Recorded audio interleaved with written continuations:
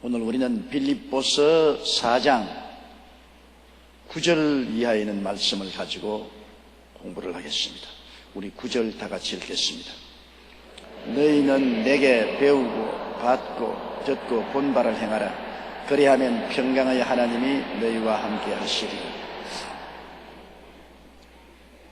바울 선생은 빌립보 교인들에게 자기를 본받으라고 말씀하셨습니다. 여러분, 인간은 모두 다 자기 앞선 분을 본받아서 성장하고 발전하는 것입니다. 훌륭한 본을 가진다는 것은 굉장히 중요해요. 독일에서도 우리 노무현 대통령이 북한이 중국과 베트남을 본받아서 개방과 개혁을 하라고 그렇게 요구를 한 것을 신문에 읽어보았습니다. 한 국가 경영도 잘하는 국가를 모델로 삼아서 본을 받는 것입니다. 많은 제3세계에서 우리 한국의 경제개발을 모델로 삼아서 국가 발전을 도모하고 있습니다. 또 우리 교회도 그래요. 전 세계 교회가 우리 교회 구역 모임을 모델로 삼았습니다. 제일 처음에는 제가 온 세계에 나가서 복음을 전가할 때 상당히 구역에 대해서 반발했는데, 그 다음에는 점점 구역 조직과 구역의 교회 운영에 관심을 기울이게 되었죠. 전 세계가 우리 교회를 모델로 삼아서 구역을 발전시키고 개발시키고 오늘날 오고 있는 것입니다. 모델이라는 것이 굉장히 필요해요. 많은 목사들이 왜 여의도 순복음교회 출신 주의 종들은 한국 어느 곳에 가나 대형 교회를 세우느냐? 인천에 가도 그렇고, 부천에 가도 그렇고, 부평에 가도 그렇고, 이정부에도 그렇고, 안양에도 그렇고, 대구, 대전, 광주, 전주 할 것 없이 가는 곳마다 우리 제자들이 대형 교회를 세우고 큰 부흥을 가져오는 이유가 어디 있냐? 그것은 우리 본교회가 그들의 모델이 되기 때문인 것입니다. 우리 교회를 모델로 삼아서 본을 보았기 때문에 큰 교회로 성장할 수가 있는 것입니다. 모델이라는 것이 굉장히 중요합니다. 여러분, 사람도 끼리끼리 모이잖아요. 사람도 변호사는 변호사끼리 모이고, 장사꾼은 장사끼리 모이고, 또 모르겠어. 목사는 목사끼리 모이고, 사람도 끼리끼리 모입니다. 그건 끼리끼리 서로 마음이 맞기 때문에 서로 모델로 삼습니다. 이 모델로 삼는 것이 여러분, 우리 가정에도 굉장히 중요한 것은 어린아이들이 자랄 때 아버지 어머니를 모델로 삼습니다. 특히 남자아이는 아버지를 모델로 삼고 여자아이는 어머니를 모델로 삼습니다.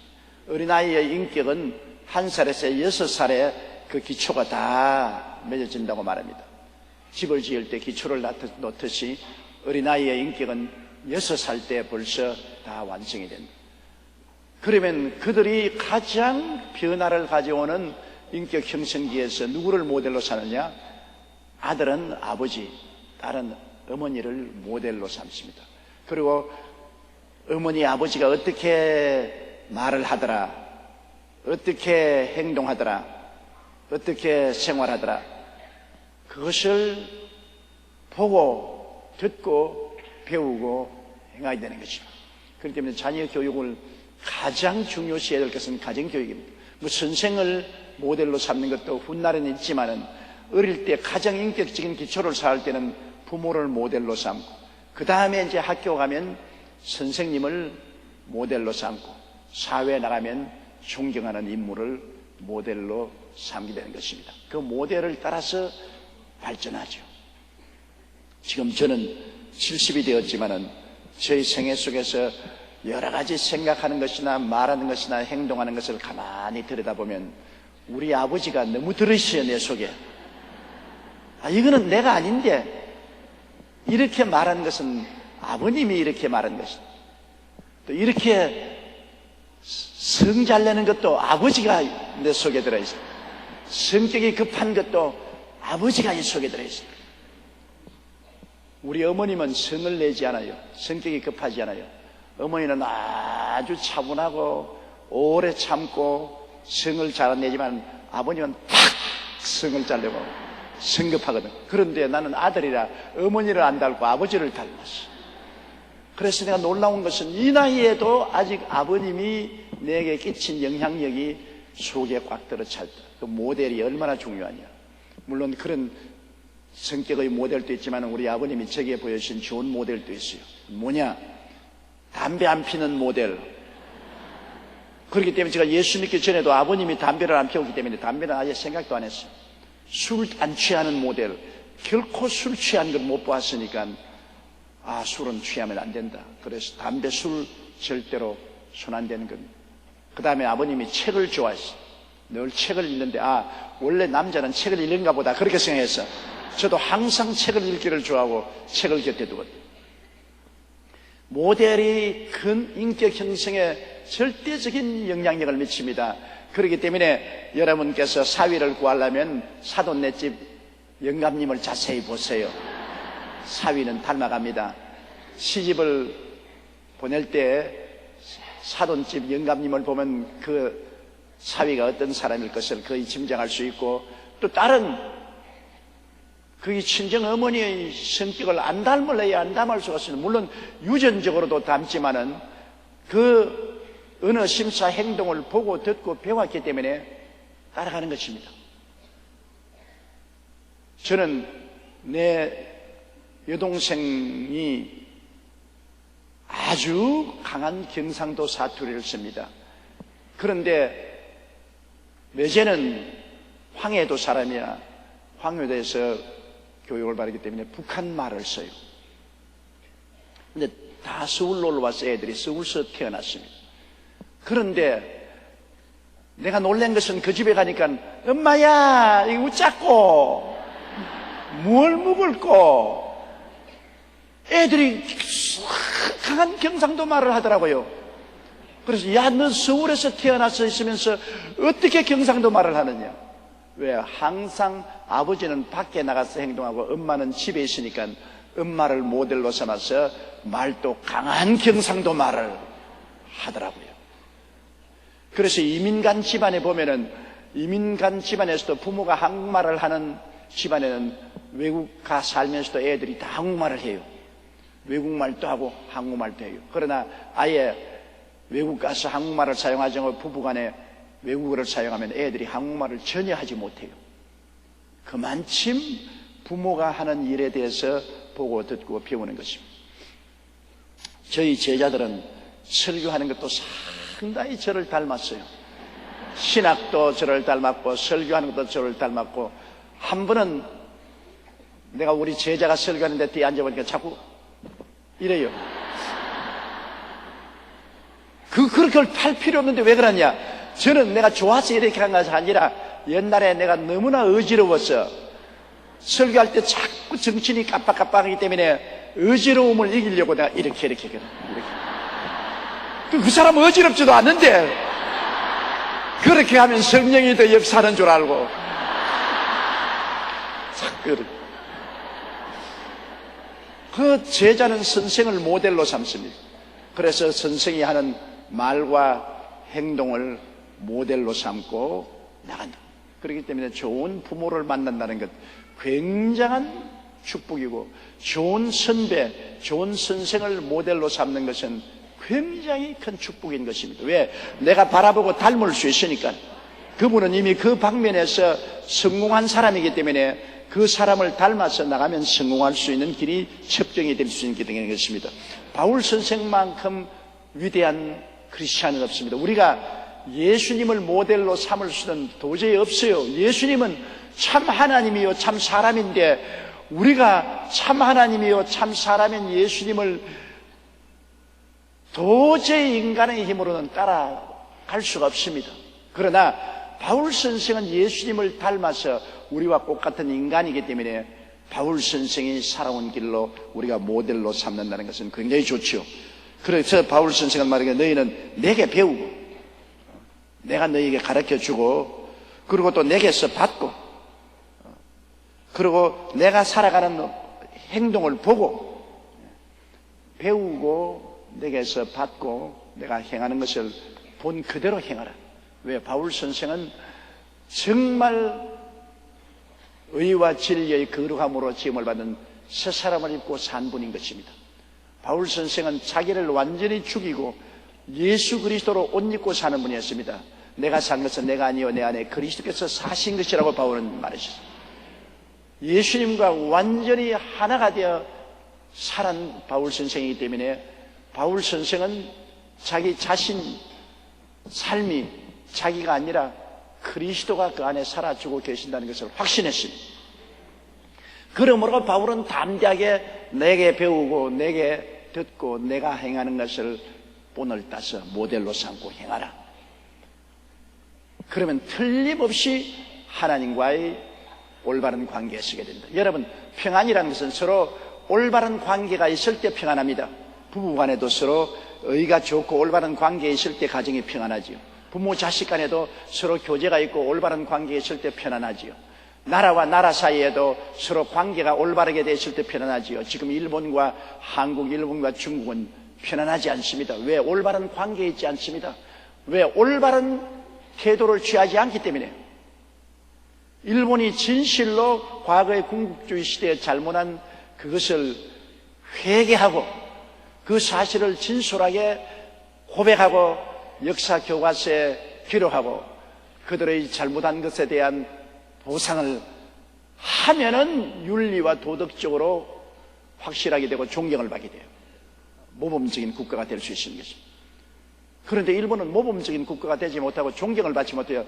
돈은 어떻게 많이 벌어가지고서 부자는 되는지 몰라도 인격적으로 존경을 받지 못하는 것은 거짓말하고 잘못을 미워하고 보상하지 않냐고 이기주의고 인본주의적이고 그렇게 하기 때문에 한국에서도 존경을 받지 못하고 중국에서도 존경을 받지 못하고 동남아 여러 국가에도 존경을 받지 못하고 있습니다. 돈은 물쓰듯이 쓰지만은 돈은 받아 먹지만은 존경은 안 한다.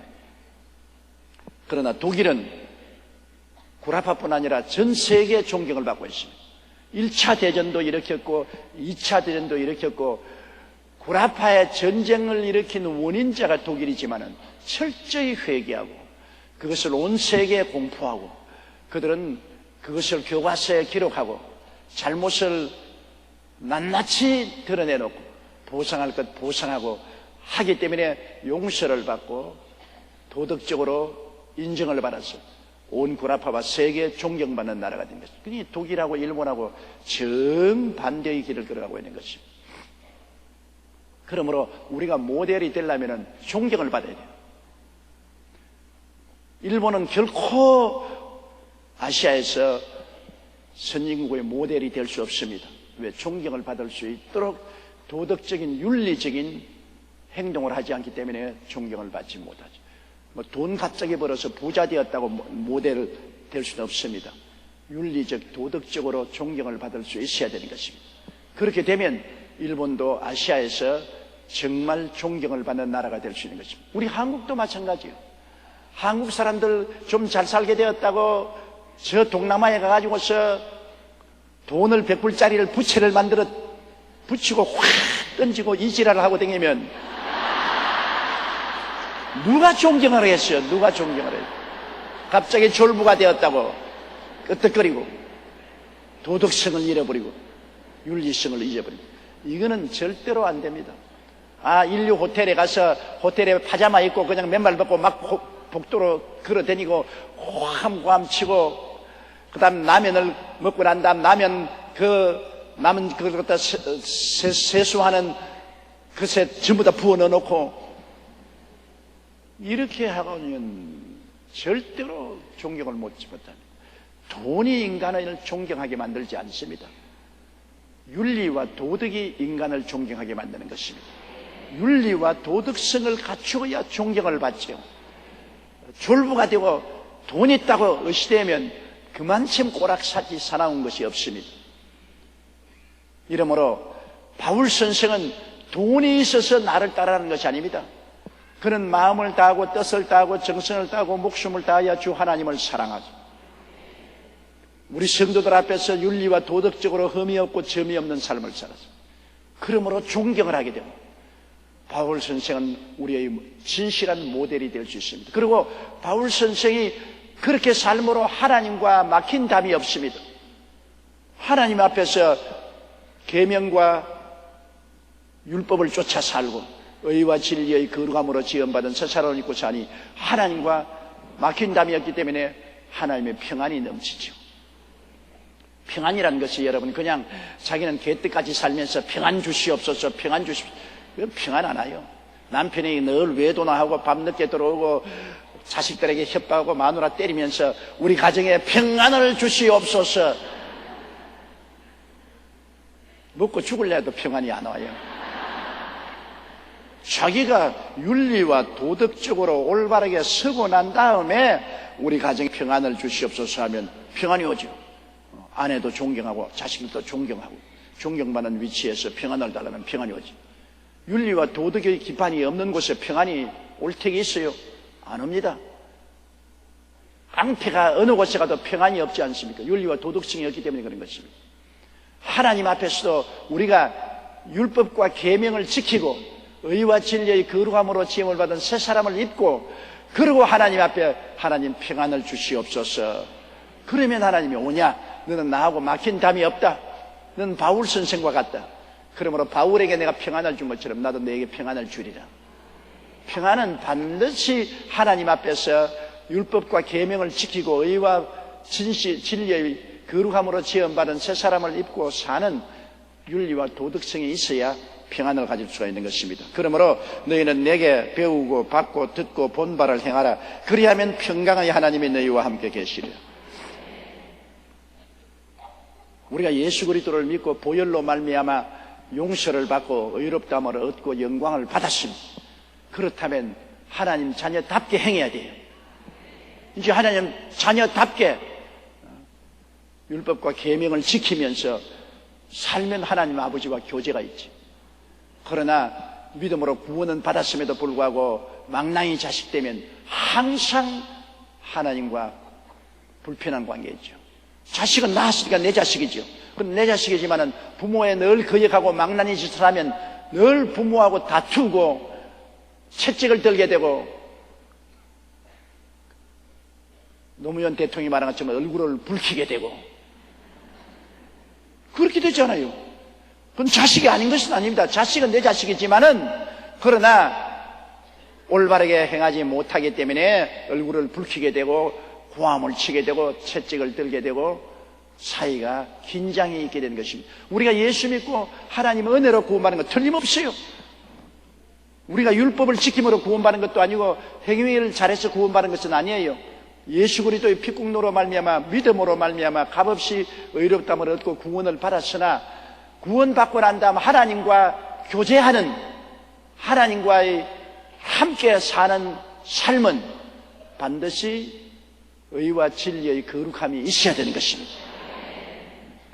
하나님과의 관계가 좋아야 돼요. 그 관계가 좋게 하기 위해서는 율법과 계명을 지키고 우리가 의롭고 진실하고 거룩되게 살아야 하나님과의 관계가 좋아져서 하나님이 우리 보면 이뻐하시고 웃으시고 우리를 덩어리를 어루만져 주시고 기도를 응답해 주시고 우리의 복을 주시게 되는 것입니다. 그러니 평강의 하나님이 우리와 함께 계시게 되는 것입니다. 10절요. 내가 주 안에서 크게 기뻐하면 너희가 나를 생각하던 것이 이제 다시 싹이 남이라. 너희가 또한 이를 위하여 생각은 하였으나 기회가 없으느니라. 바울 선생이 뛸 듯이 기뻐한 것은 이 빌립보 교인들이 바울을 생각하는 것이 다시 싹이 났다. 이 말은 뭐냐? 한동안 바울 선생과 빌립보 교회 사이에 겨울철이 있었다는 것을 보여주는 것입니다.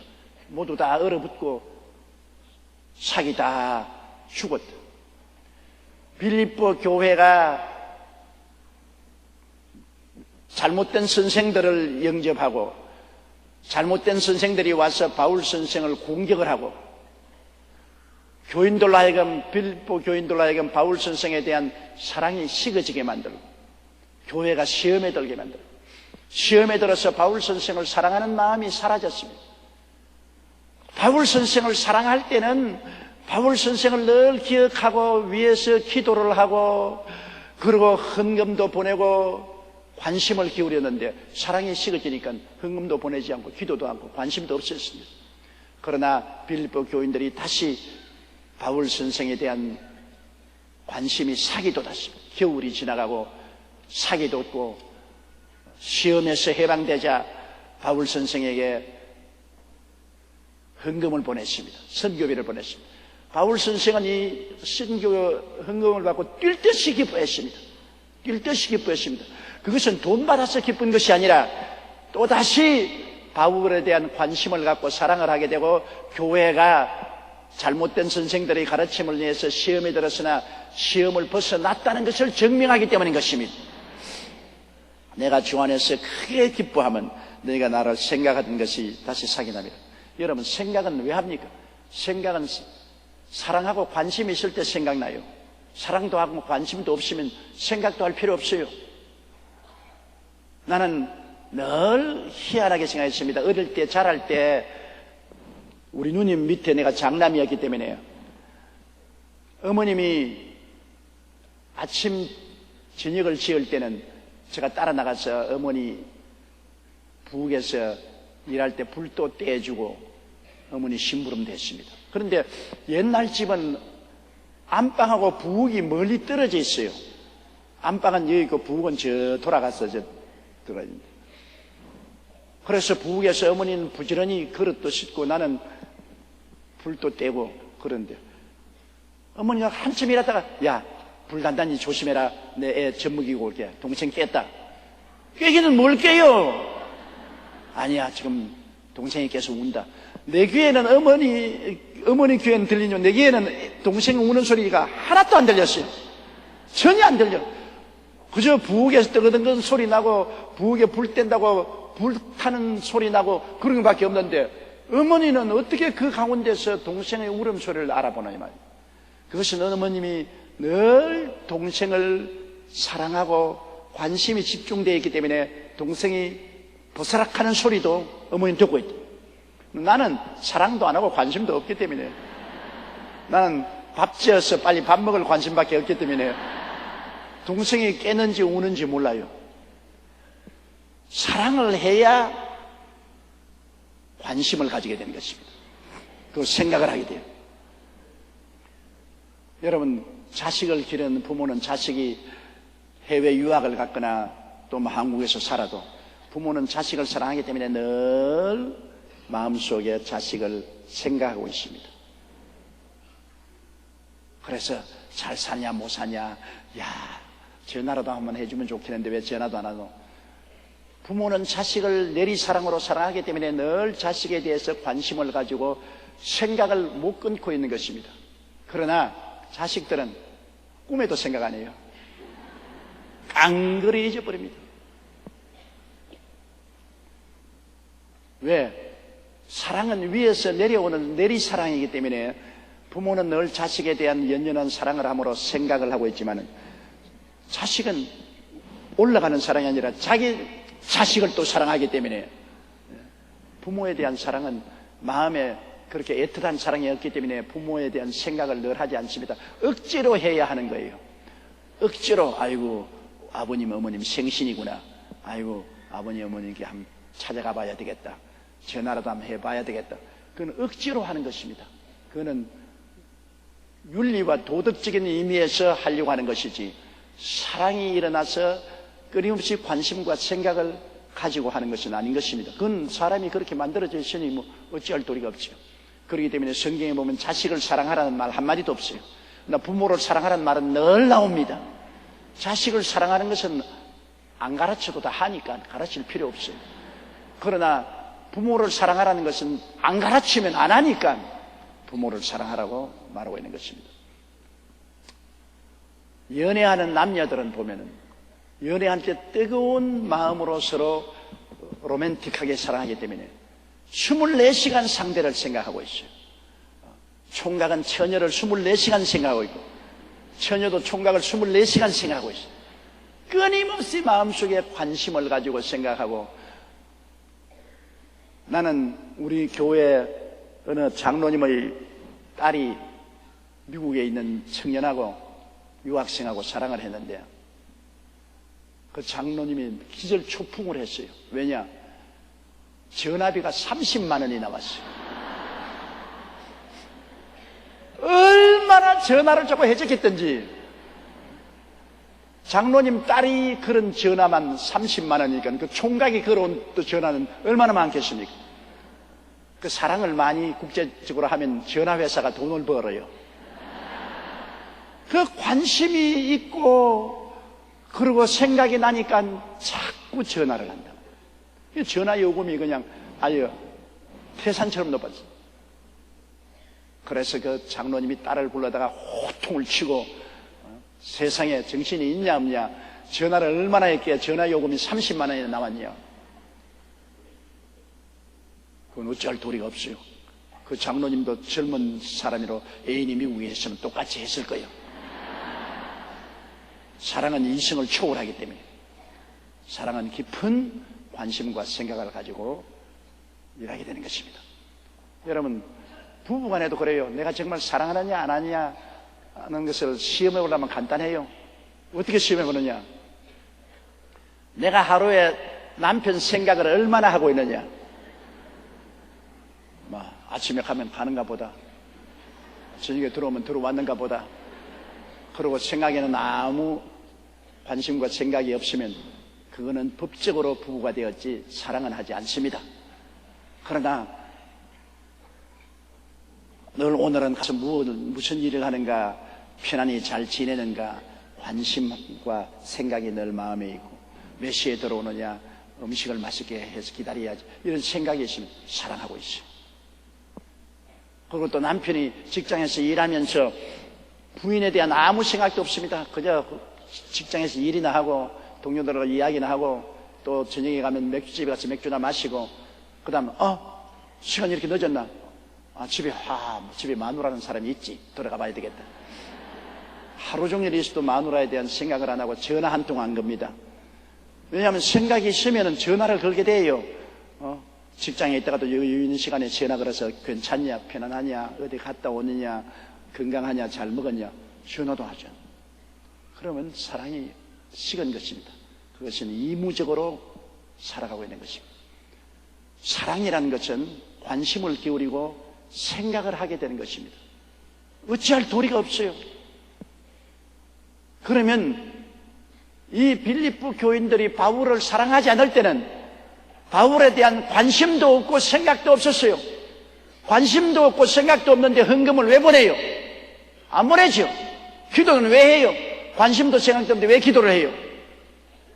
그거는 잘못된 선생이 와서 빌립보 교인들에게 자꾸 바울에 대한 공격을 하고 바울을 이단 사설로 자꾸 치부하고, 이래서 사람들이 바울에 대해서 의심을 갖게 되고 그만 바울에 대한 사랑이 식어졌기 때문에 관심도 생각도 없어진 것입니다. 그러나 그 이단 사설에서 벗어나고 그들은 바울이 참된 사도며 자기들 교회의 목자라는 것을 깨닫고 되었을 때 바울에 대한 사랑이 다시 일어남으로 생각과 관심이 기울어져서 바울에게 헌금을 보냈다. 그래서 그 헌금을 받고 바울은 뛸 듯이 기쁜, 이제 다시 사랑이 복구되었구나. 나에 대한 관심과 생각이 있는 것 보니까 나에 대한 사랑이 복구되었구나. 그래서 바울 선생이 기뻐하고, 자기에 대한 사랑이 복구되었다는 것은 자기가 가르친 진리대로 회개하고 돌아왔구나, 거짓 가르침을 벗어났구나 하는 증거가 되었기 때문인 것입니다. 내가 주 안에서 크게 기뻐하면 너희가 나를 생각하던 것이 이제 사기남이라. 너희가 또한 이를 위하여 생각은 하였으나 기회가 없으니라. 이것은 바울이 가짜로 붙인 이야기입니다.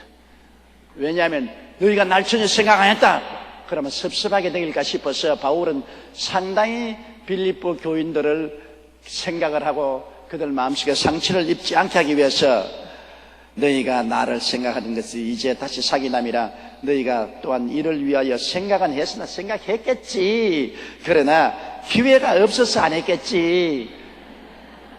에이, 생각했으면 뭐 기회가 있든 없든 선물을 보내게 돼 있죠. 그러나 바울 선생이 얼마나 빌립보 교인들을 사랑했다는 것을 보여준 것입니다. 그래 너가 나를 사랑하는 사기 난 것을 기뻐한다. 물론 전에도 생각은 했겠지. 그래 생각했겠지. 안 할 리가 있나. 그러나 기회가 없어서 표시를 못하겠지. 민망하지 않으라고. 이게 사랑하는 사람이 언제나 상대에 대해서 말할 때 상대에게 조금이라도 충격을 안 주려고 노력하는 모습을 보여주는 것입니다. 내가 이렇게 오래 기다리도록 시간을 안 지키면 어떻게 하니? 그렇게 해놓고 난 다음에 민망하게 물론 버스가 요사이 잘 안 다니고 지하철이 복잡하고 교통이 나빠서 그렇겠지. 일부러 시간을 늦게 올 테기야 있겠냐? 그건 뒷말로 붙이는 겁니다. 지금은 시간을 안 지켰으니까 나는 오랫동안 기다렸으니까 기분이 나쁘지 않아요. 나를 갖다가 이렇게 길거리에 30분이나 세워놓을 수가 있느냐? 처음에는 그렇게 말을 했다가 여하간 네가 왔으니 고맙다. 이렇게 늦게 온 것은 지하철이 붐비어서 그렇겠지. 네가 나를 등한히 내어서 일부러 늦게 온 건 아니겠지. 이렇게 끝에 마음에 충격을 안 주려고 위로의 말을 붙이는 것입니다. 11절요. 내가 궁핍함으로 말하는 것이 아니라 어떠한 형편이든지 내가 자족하기를 배웠노라.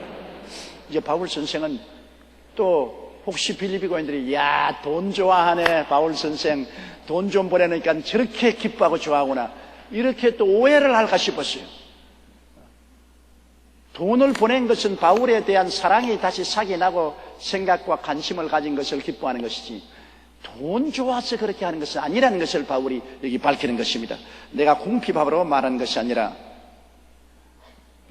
내가 궁핍한데 너희가 돈을 보내서 그래서 내가 기뻐하고 즐거워하는 것이 아니라 어떠한 형편인지 내가 자족하기를 배웠노라. 여러분 예수 그리스도를 구주로 모시고 하나님을 섬기면 어떤 형편이든지 만족할 것을 배우는 것입니다. 그 희한합니다. 그 경험 안 해본 사람 몰라요. 저희가 내가 예수 믿고 신학교 졸업하고 그리고 교회 개척을 나갔을 때 천막에 살았지 않습니까? 다 떨어진 천막에 바람이 불고 얼마나 또 춥든지 물은 꽁꽁 얼어붙고 그리고 먹는 것은 뭐 말로 다 할 수 없고 삼시세끼 밥을 먹는 것도 아니고 밀가루 반죽을 해서 빵을 구워가지고서 몇 개 먹고 사는 것이 말이 아니에요. 그리고 흙벽돌 집을 지어서 사는데 딱 그놈의 사람이 가난하면 사람만 무시하니 아니라 빈대벼룩도 무시한다고. 요사이 여러분 빈대벼룩 구경한 사람 손들어 보았어요. 이 빈대벼룩 한 마리 살려면 종로에 가서 5,000원 줘야 돼요. 잘 사니까 이 빈대벼룩도 다 떠나가 버리고 맙니다. 그러나 당장 우리 못 살게 되면 불청객인 이 빈대벼룩이 찾아옵니다. 사람이 못 살면 사람에게만 무시당하는 게 아니라 이 빈대벼룩도 못 사는 사람 뜯어먹어요. 잘 산 사람은 안 가요. 아따 우리 개척할 때는 이 빈대벼룩이 얼마나 많던지 말도 못해. 자다가는 이가 굶실거리면 어떡하죠? 없어서 정말 그때 어찌할 수 없어. 이렇게 하면 콩알 많은 게 잡히면 이게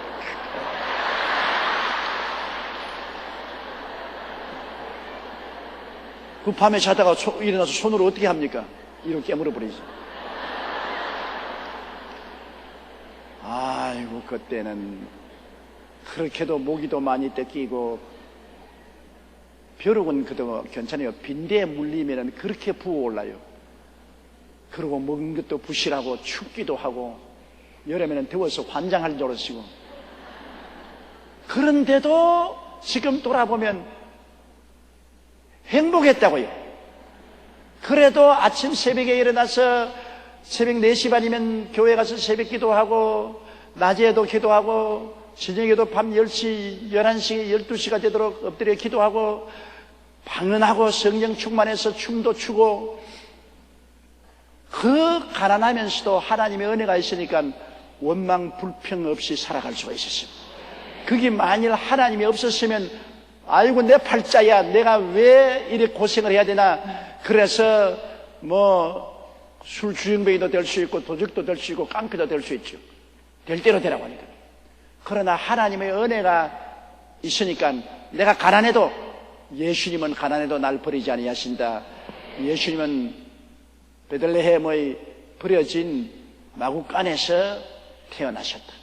평생을 집안채 없이 풍찬 노숙을 하고 살았셨다. 새도 집이 있고 여우도 굴이 있어도 인자는 머리 둘 곳이 없다고 했다. 그런 예수님이 나 이렇게 가난하고 어려운 형편을 아시고 우리와 같이 있다니까 얼마나 마음에 위로가 되고 큰 힘이 됩니까? 이것은 예수 그리스도가 계시고 은혜 받으면 어떠한 가난도 긍정적으로 생각할 수 있습니다.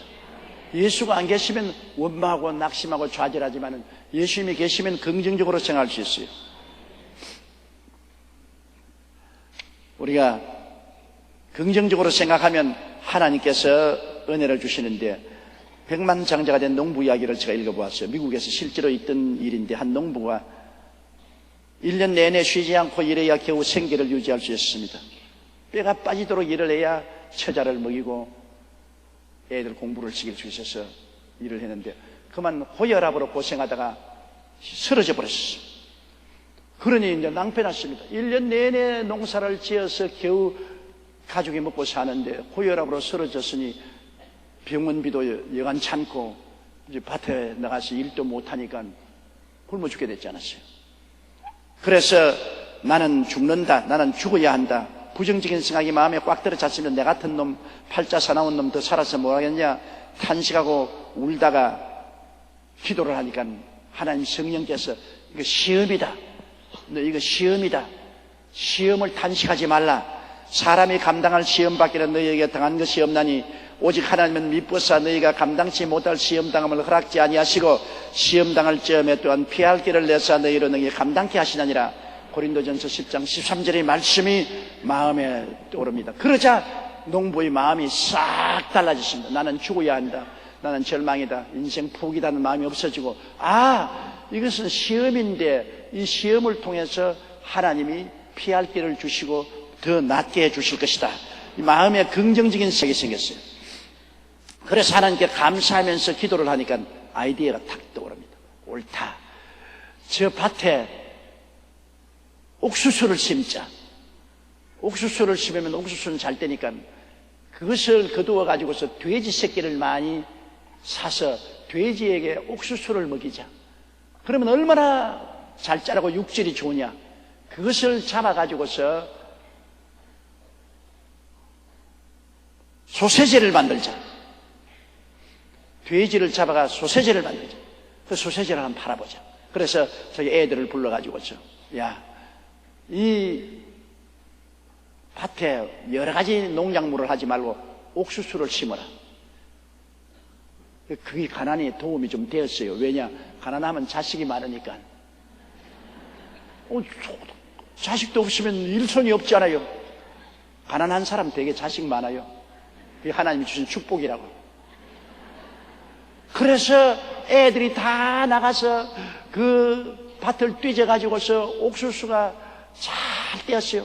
그 새끼 돼지를 많이 사와가지고서 옥수수를 먹이니까 아이고 이 돼지들이 얼마나 잘 자라고, 그 다음 그 돼지를 잡아가지고서 소세지를 만들어서 파니까 막 불티나게 팔리는데 없어서 못 팔게 되어서 3년 만에 이분은 치료도 받고 건강을 회복하고 거부가 되고 오늘날에 와서는 미국에서 소세지 회사를 세워서 백만장자가 되고 마는 것입니다. 보십시오. 그가 그냥 뇌일열이 걸려 쓰러져서 나는 죽는다, 나는 이제 패배자다, 절망이라고 부정적인 생각을 했으면 그건 죽었을 것이고 가족들은 다 거지가 되고 뿔뿔이 헤어졌을 것입니다. 나 그 가운데 하나님께 기도하고 마음에 낙심하지 아니하고 하나님이 같이 계심으로 그 환경을 긍정적으로 생각하고 이거 시험이다, 시험을 통해서 하나님이 더 축복을 해 주시려고 하는 것이다. 그러니까 하나님이 아이디어를 주시고 그것을 극복하고 축복을 받게 되신 것입니다. 가난하다고 해서 늘 가난을 탄식하고 원망하고 불평하고 부정짓고 탄식하면은 타락하고 맙니다. 그러고 난 다음 하나님도 안 도와주시고 파멸하고 말이죠.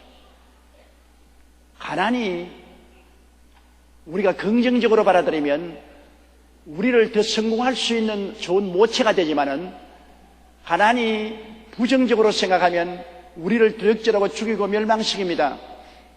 저는 불광동에서 내 인생의 큰 변화를 가져온 것은, 나도 너무 가난했거니와 내 주위에 있는 사람들이 너무 가난해. 제일 처음에 내가 신학을 졸업받고 나왔을 때는 예수 천당만 알고 나왔어요. 회개하고 예수 믿고 천당 가자, 그것밖에 몰랐어요. 회개하고 천당 가자. 근데 너무 가난한 사람에게 회개하고 천당 가자고 아무리 외쳐도 천당에 안 갈라 그래요. 너무 가난하고 어려우니까 하는 말이 뭐냐면, 천당을 우리에게 좀 달라. 지금 쌀 좀 주고 신발도 좀 주고 담요도 좀 주고 살 수 있게 지금 현재 천당을 달라고 그래요. 나는 천당 가자 하는데 천당에 갈 시간이 없다. 지금 천당을 좀 갖다 달라.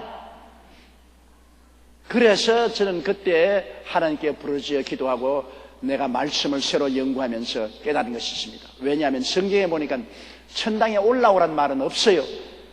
주기도문에도 하늘에 계신 아버지 이름이 거룩하게 하여 임하시면 나라에 임하옵시라고 했지. 나라에 임하옵시. 천당이 땅에 내려오라고 말했지. 빨리 죽어서 하늘에 올라오게 하옵시며 그렇게 안 해놨단 말입니다. 그리고 또 주님께서 회개하고 천당에 빨리 올라오라 그렇게 말씀하지 아니하시고, 회개하라 천국이 가까워 왔다. 그 다음엔 천국이 저 구만리 장천에 있나니라 하지 않고, 천국이 여기 있다 저기 있다 하지 마라. 천국이 너희 안에 있느니라. 자, 천국이 임하시고 천국이 가까이 와 있고 천국이 안에 있고, 거기에 내 눈이 떴습니다. 여태까지는 죽어서 천당 올라오라고만 자꾸 했는데, 주님은 천당이 땅에 내려오고 우리 곁에 있고 우리 속에 있다고 그랬다. 그러면 그 천당에는 뭐가 있느냐? 이렇게 가난한 사람, 이것이 천당일 수 있냐? 빈대벼룩이 들썩거리고 헐벗고 굶주리고 병들고 고통당하는 이게 천당일 수가 있느냐? 천당은 천당다워야 될 정이냐? 천당은 영혼이 잘됨같이 범사에 잘되며 강건하고 생명을 얻되 넘치게 얻어 행복하게 살 수 있어야 천당이 안 되겠나? 그래서 마음이 달라진 것입니다. 하나님은 우리에게 이 땅에 사는 동안 천당을 누리고 그 다음에는 영원한 천당으로 가야 되겠다. 저 천당의 본부라면 이것이 지부다. 그렇기 때문에 이 땅에 사는 동안에 우리가 예수 그리스도의 보혈을 통해서 죄사함을 받을 뿐 아니라 병도 고침받고 저주에서 해방된다. 그래서 이 삼중 축복의 메시지가 이 절망적인 사람들에게 소망을 줄 수 있다. 나는 그때 그 가난이 있었기 때문에 그 진리를 깨달았습니다. 그 극심한 가난이 없었으면 나는 보통 예수 믿고 회개하고 천당 가자는 설교만 했지요. 그건 전통적인 복음이니까 그대로 했을 것입니다. 그러나 너무 환경이 헐벗고 굶주리고 가난하고 절망적이었기 때문에 이 절망을 극복할 수 있는 길이 없느냐고 하나님께 부르짖다가 보니까 하나님이 예수 그리스도의 십자가 보혈을 통하여 삼중 축복을 보여준 것입니다. 아담이 타락하자 3대 재앙이 왔어요. 그것은 영혼이 죽었으니까 영적 죽음의 재앙이지요. 땅이 저주를 받았으니까 저주의 재앙이지요. 육체가 흑인이 흑으로 돌아가는 죽음의 재앙이지요. 영적인 재앙, 환경적인 재앙, 육체적인 재앙인데, 예수님이 오셔서 십자가에 못 박여서 몸치고 피 흘려서 영적인 죄를 다 용서함으로 영적인 구원, 채찍에 맞음으로 치료의 구원, 그 다음 저주받았으므로 아브라함의 축복의 구원, 3대 축복을 갖다 주신 것입니다. 3대 재앙에서 3대 축복을 갖다 준 것입니다. 그것이 옛날에는 눈에 안 보였어요. 시편 103편 1절에 내 영혼아 야훼를 송축하라. 내 속에 있는 것들아 다 야훼를 송축하라. 내 영혼아 야훼를 송축하며 그 모든 은택을 잊지 말지어다. 제가 내 모든 죄를 사하시며 내 모든 병을 고치시며 내 소원을 만족해 하사 내 생명을 파멸해서 구속하시고 인자와 긍휼을 베푸사 내 소원을 만족해서 내 청춘으로 독수리같이 새롭게 하신다. 거기에 죄도 용서하고 병도 고치고 청춘으로 독수리같이 새롭게 하는 축복도 주시겠다. 옛날엔 그런 것이 눈에 안 보였어요. 내가 가난한 속에서 하나님을 믿고 하나님을 중심으로 서니까 이 환경을 극복할 수 있는 아이디어를 주신 것입니다. 그리고 삼중 축복을 전도하고 그 다음엔 오중 복음을 성경에서 깨달았어요. 오중 복음과 삼중 축복으로 그곳을 모든 사람들을 구원하고 희망을 주고 변화를 가져오고 서대문에서 또 여의도로 온 세계로 오중 복음과 삼중 축복의 깃발을 높이 들고 그리스도의 복음을 전할 수가 있게 되는 것입니다. 가난하다고 해서 모든 것 다 털어버리고 포기하고 애가 될 대로 되라고 그냥 보따리 싸고 시골로 내려갔으면 아무것도 안 되었죠. 지금은 뭐 판자촌이나 하나 가지고 살는지 모르겠어요. 그러나 하나님께 기도하고 그 어마어마하고 어려운 환경은 나도 극복하고 내 주위에서 고난당하는 사람도 여기에서 극복하고 나올 수 있게 해달라고 기도하니까 긍정적으로 나오니까 하나님이 그 길을 보여주신 것입니다. 여러분 절대로 부정적인 생각하지 마십시오. 부정적인 것은 여러분에게 아무런 희망도 주지 않습니다. 우리 예수 믿는 사람은 그리스도 안에서 언제든지 도움을 하나님께로부터 받을 수가 있는 것입니다. 그래서 바울이 내가 궁핍함으로 말하는 것이 아니라 어떤 형편이든지 내가 자족하기를 배웠다. 어떤 형편에도 하나님이 만족할 수 있게 만들어 주신다. 어떤 형편에도 하나님의 은혜가 오면은 그를 다 극복하고 오히려 그를 통해서 선하게 만들어질 수가 있는 것입니다. 헨리 포드가 왜 자동차를 만들었어요? 헨리 포드는 자동차를 만들려고 생각 안 했는데 어머니가 병이 들어 굉장히 고통을 당하게 됐습니다. 그런데 시골에서 사니까 어머니를 치료하기 위해서 의사를 부르러 뛰어갔는데 의사가 걸어온다고 같이 숨이 턱에 닳도록 걸어오니 시간이 많이 걸려서 어머니가 세상을 떴습니다. 거기에서 그는 마음에 각오를 했어요. 자동차만 있었으면, 바퀴 달린 자동차만 있었으면 우리 어머니가 살아났을 것인데 의사가 늦게 오므로 어머니가 죽었다. 어찌한지 우리가 바퀴 달린 것을 타고 다녀야 되겠다. 그래서 연구한 것이 자동차인 것입니다. 자동차가 발명된 것입니다. 그는 어머니가 죽었다는 그 비통한 것을 가지고 원망 탄식하지 않고 그런 문제를 해결해야 되겠다고 각오했기 때문에 자동차를 발명해야 된 것입니다. 이러므로 어떠한 형편이든지 하나님을 의지하면 자족할 수 있는 길을 열어주는 것입니다. 12절요. 내가 비천에 처할 줄도 알고 풍부에 처할 줄도 알아. 모든 일에 배부르며 배고픔과 풍부와 궁핍에도 일체의 비결을 배웠느라. 그 비결이 뭐냐? 예수 그리스도인 것입니다. 예수님은 만왕의 왕 만주의 주가 되시니 천지를 손에 쥐고 계신 분입니다. 그러나 예수님은 베들레헴 말구유에 태어나서 비천하게 태어나서 자랐으니까 가장 가난한 삶도 주님께서 이해하십니다. 그 다음 예수님은 인간 고통의 극한이란 십자가에 못 박여 몸 찢고 피 흘려 죽으시니 인간 고통의 극한도 아십니다. 가장 높은 보좌에 계신 예수님은 부귀영화 공명 최고의 것을 누리신 예수님이 가장 비천하고 가난한 저 짐승의 우리에서 태어났죠. 그리고 한평생을 가난하게 살았고 그 다음에는 십자가에서 매달려 죽는 수치와 곤욕의 극한 상황을 경험했습니다. 주님이 모르는 것 아무도 없어요. 하늘 위에 땅 밑에 땅 아래 삶의 모든 것을 주님은 다 체험하고 알기 때문에 어떠한 형편이든지 주님이 와서 우리와 같이 계신 것입니다. 그러므로 주님이 같이 계시면 주님이 목자이기 때문에 위로를 받아요. 내가 사망의 엄침한 꼴짜기로 다닐 때 캄캄한 꼴짜기입니다. 너무나 깊은 꼴짜기입니다. 아무도 찾아오지 못하는 사망의 엄침한 꼴짜기로 떨어졌을지라도 주께서 함께 계십니다. 주님은 그 자리에 와서 같이 계십니다. 주님은 같이 계셔서 주의 지팡이와 막대기로 나를 안위해 주십니다. 원수들이 나에게 쳐들어오실 때도 원수 앞에서 진수성찬 차려 먹여주시고 주님께서 기름으로 머리에 발라 잔이 넘치게 해주십니다. 얼마나 위대하신 주님입니까? 이 주님이 우리에게 같이 계시면 비천에 처할 줄 비결, 비천에 처하면 비천한 예수님이 오셔서 나를 괄세하지 아니하시고 나와 같이 하신다는 것을 알기 때문에 빛에 처할 줄도 알고 풍부에 처하여 부자가 되어 살면, 예수님은 부자 중에 부자였으니까 그리스도와 더불어 그 풍부한 가운데서 많은 사람을 구제하고 나누어주고 살 수 있고, 모든 일에 배부를 때도 주님과 함께 감사하고 찬양할 수 있고, 배고플 때도 금식하고 기도하며 하나님께 영광 돌릴 수 있습니다. 풍부할 때도 궁핍할 때도 일체의 모든 일에 비결을 배웠다. 그 비결이 바로 예수 그리스도인 것입니다. 예수가 내게 계시면 시험이 오나 겁없네. 예수께서 계신 한에 모든 우리가 환경을 이길 수 있는 비결이 됩니다. 비결이 뭐냐? 예수님인 것입니다.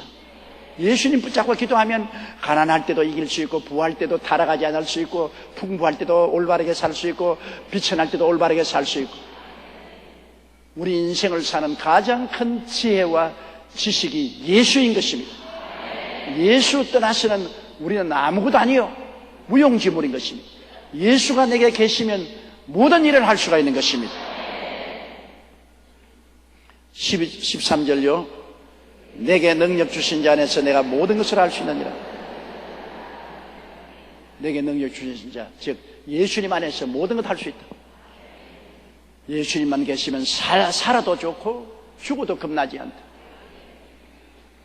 예수님이 계시면 내가 호화롭게 살아도 그리스도와 함께 그 재산과 물질을 올바르게 사용할 수 있고, 예수님이 계시면 가난하고 헐벗고 굶주려 있을 때도 낙심하지 아니하고 좌절하지 아니하고 비겁하지 아니하고 아름답게 살 수 있다.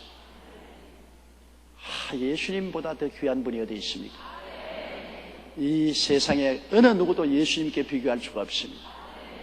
높고 낮으시며 크시고 또 적으시며 어느 곳에나 계신 예수님, 그 예수님이 능력 주신 자 안에서 내가 다 할 수 있다.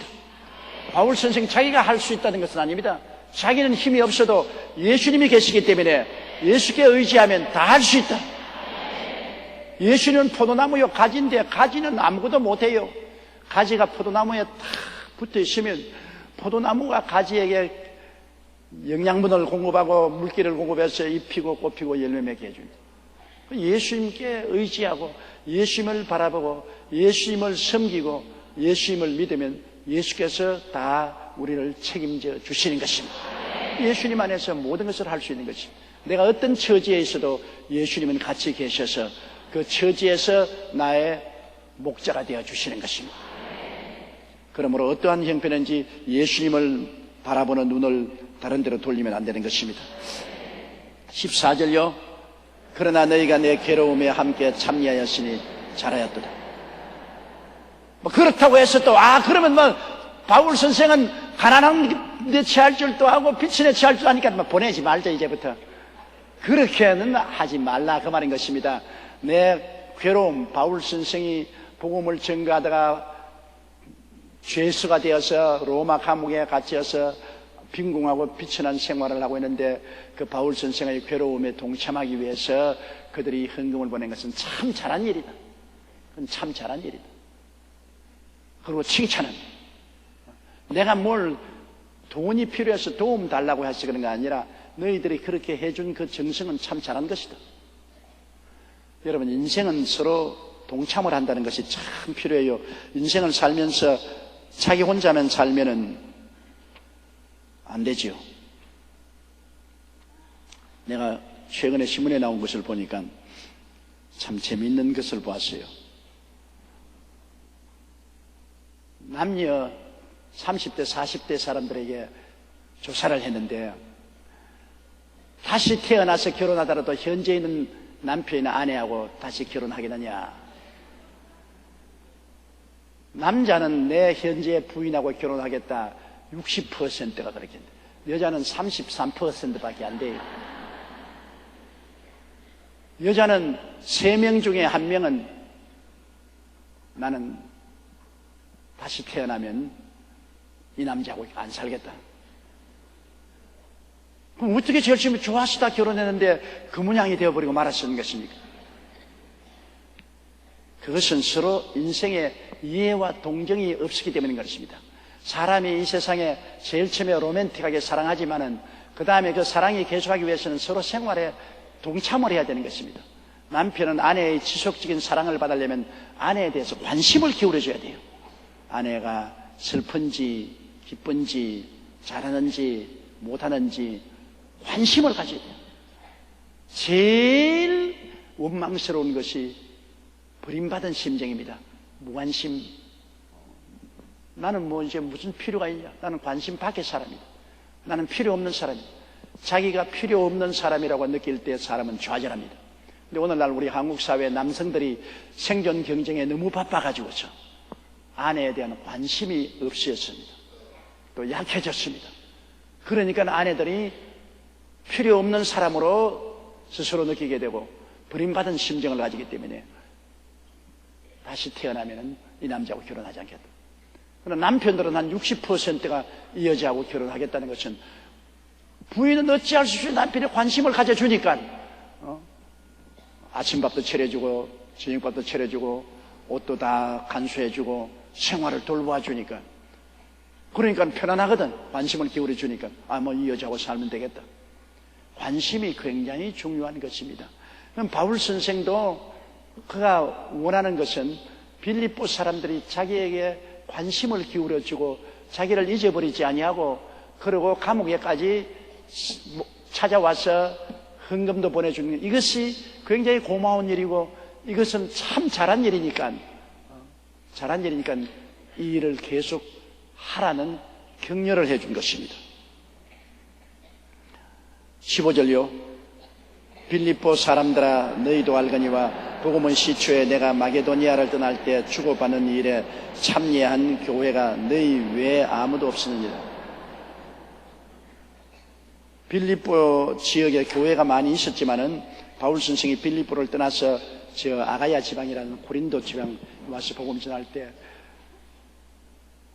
헌금을 보내주고 선교비를 보내준 것은 처음부터 이 빌립보 교회밖에 없었다는 것입니다. 빌립보 교회는 처음부터 바울 선생하고 깊은 사랑의 관계가 있고 관심이 깊고 생각이 깊어서 정말 그것을 실천한 것이었습니다. 그것을 바울 선생이 다시 기억시키는 것입니다. 제일 처음에 출발할 때부터 너희들이 나에게 관심을 가지고 사랑을 가지고 관심을 기울여주고 생각하고 헌금을 보내준 것은 너희밖에 없었다. 또 16절요. 데살로니가에 있을 때에도 너희가 한 번, 두 번 나의 쓸 것을 보내오느라. 그리고 데살로니가에 가서 복음 전할 때도 한 번, 두 번 보낸 과거의 역사가 있지 않느냐. 과거에 그렇게 해준 일이 있는데 잠시 동안은 잊어버렸다가 안 했다가 다시 하게 된 것은 참으로 좋은 일이다. 참으로 기쁜 일이라고 말한 것입니다. 17절요. 내가 선물을 구함이 아니요 오직 너희에게 유익하도록 과실이 번성하기를 구하노라. 내가 이렇게 자꾸 말하는 것은 너희에게 헌금 많이 보내려고 꾀는 것이 아니다. 이렇게 선교 사업에 동참함으로 하나님께서는 심은 대로 거두게 하시기 때문에 너희에게 과실이 풍성하도록 만들어준다. 주라 그리하면 돌려줄 것이니 후회되어 눌러 흔들어 넘치게 해서 안 껴주려. 여러분 이 심고 거두는 법칙은 우주적인 법칙입니다. 하나님은 절대로 업수의 여김을 받지 않습니다. 사람이 무엇으로 심든지 그대로 꼭 거둡니다. 빨리 거두는 사람이 있고 늦게 거두는 사람이 있고 당대에 거두는 사람이 있고 후대에 거두는 사람이 있겠지만은 반드시 거둡니다. 심은 대로 거둡니다. 그러므로 바울 선생이 말한 것은 내가 선물을 더 달라고 내가 구하는 것이 아니라 너희가 이렇게 하면 너희에게 과실이 풍성해진다. 하나님이 갚아주심으로 너희에게 과실이 풍성해지고 너희 신앙이 활발하게 사랑의 교제로 살아남으로 너희 신앙에 유익된다. 여러분 이 세상에 살면서도 서로 열심으로 교제하고 사랑하게 되면 행복하게 될 뿐 아니라 우리에게 유익이 됩니다. 사랑은 우리에게 굉장한 유익을 줍니다. 남편을 사랑하고 아내를 사랑하고 부모와 자식 사랑하고 또 무슨 세상에 자기 취미를 사랑하는 것은 생명을 연장시킵니다. 사람이든 사물이든 무언가를 사랑하면 오래 산다는 여러 과학적 연구를 통해서 입증되어 있습니다. 호주의 RMIT 대학의 마크 코원 교수가 브리스번에서 열린 한 강연에서 이렇게 그가 밝혔는데요. 사랑은 상당히 광범위한 개념으로 남녀 간의 사랑뿐 아니라 취미 생활을 포함한 다른 열정을 갖는 것도 포함된다. 종이 비행기를 만들 정운을 가꾸든 사랑하는 사람의 눈을 들여다보든 당신이 좋아하는 활동을 할 때는 시간이 멈춘 것 같다. 한 시간이 단지 5분 걸린 것 같고 순식간이냐. 야곱이 라헬을 사랑함으로 라반을 위해서 7년 동안 일한 것이 하루 같았다고 말한 것입니다. 얼마나 사랑을 했던지 7년이 하루 같았다. 그와 같이 내가 사랑을 하는 사람과 같이 있으면 시간이 가는 줄 몰라요. 또 내가 좋아하는 일, 정원 가꾸기나 그렇지 않으면 그림 그리기나 요리하기나 내가 좋아하는 일에 몰두하면 시간 가는 줄 몰라요. 그 사랑하는 것입니다. 미국에서 실험 조사한 것을 보니까 시험용 토끼를 키우는데 자꾸 매일 가서 안아준 토끼하고 안 안아주고 내버려 놓은 토끼하고 수명을 비교해 보니까 안아준 토끼가 안 안아준 토끼보다 60%나 오래 살더라. 그 남편 오래 살게 하려면 자꾸 안아주세요. 남편도 아내 오래 살려면 자꾸 부엉해 스킨십, 이거 굉장히 중요합니다. 어린아이도 부모가 자꾸 안아줘야 돼요. 여러분 어릴 때 아버지 어머니가 어린아이를 자꾸 안아주고 뺨을 비벼주고 하는 것, 굉장히 스킨십이 생명을 왕성하게 합니다. 온몸에 좋은 호르몬이 넘쳐나게 하는 것입니다. 나는 지금도 내가 어릴 때 우리 아버님이 나를 안아서 무릎에 앉아서 얼굴로 이렇게 내 뺨을 비벼준 것이 기억나는데, 왜 무엇으로 기억하냐? 아버지 수염이 어찌나 끌끌거리는지 이렇게 하는데 그래도 그 기나긴 세월이 지났는데도 아버님이 나를 무릎에 앉아서 얼굴을 한번 비벼주신 그것이 지금도 내 머릿속에 기억이 뚜렷이 납니다. 그만큼 스킨십은 중요합니다. 부모가 자식을, 옛날에 독일에서 고아원을 경영했는데 유아들이 거의 들어온 대로 다 죽었어요. 좋은 환경을 만들어주고 온도를 적당히 해주고 우유를 떼주어도 죽었어요. 그런데 안나라는 뚱뚱한 할머니에게 맡겨진 고아는 다 살았어요. 어떻게 사니까 안나는 언제나 하루 종일 어린애를 얻고 다녀요. 운이야 둥개 내 사랑아. 그거 써버려. 그리고 또 내려놓고 또 다른 애를 얻고 다녀요. 그 안나가 돌보는 고아들은 전부 몸속에 면역력이 강해지고 병이 걸려도 저항하고 살아났어요. 그래서 독일 소아과 협회에서 모든 영아원의 간호사들에게 명령을 내리기를 하루에 적어도 2-3번 이상 어린아이를 안아서 덩어리를 쓰다듬어주라. 어린아이를 안아서 쓰다듬어주라. 그렇게 하고 난 다음부터 어린아이의 영아 사망률이 탁 떨어졌다는 기사를 내가 읽어본 적이 있습니다.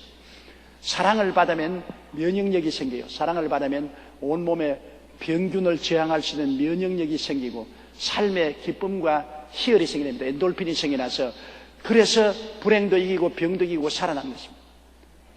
사랑을 하면은 이뻐져요.